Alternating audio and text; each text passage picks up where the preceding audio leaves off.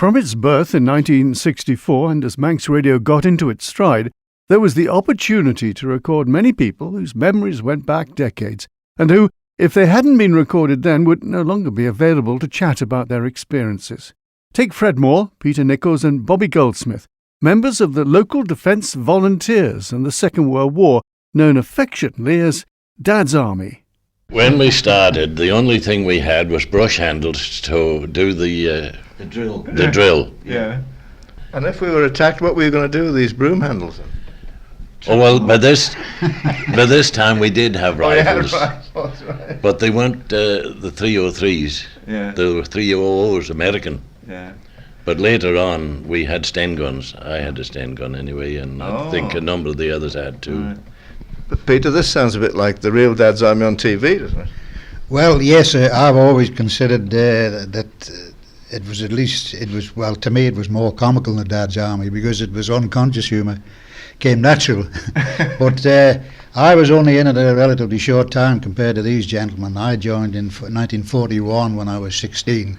And then 2 years later, in 43, I was called up anyway. I was very keen on shooting. I used to go out on the rabbits a lot, and I had a 2.2. And of course, I had word I had to hand that in. And then I found out that if you joined the Home Guard, you'd get a permit to keep it, ostensibly to facilitate your training. So I promptly joined the Home Guard and got a permit to keep the rifle. Yeah. But anyway, they would, although I had a permit to keep the rifle, they wouldn't give me a permit to buy ammunition. But however, there were ways and means of acquiring it. So you shot a few rabbits in the war then? Oh, you said, well, of course, all the land where Onken Park is now was all into the internment camp, and it was cultivated by the internees under the auspices of the Board of Ag.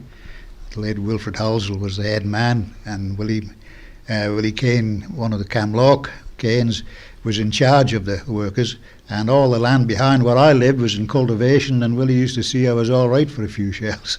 Yeah. But no, well, I was in the Onken half of B Company, Onken Home Guard, which is a half company commanded by the late Mr. Jimmy Ritchie, captain as he was in those days, and we had several lieutenants. Lieutenant Bill Marshall, Mr. Richardson, who was the Onken librarian, Walter Moore, who was a haulage contractor. We seemed to have more officers and NCOs than private soldiers, really.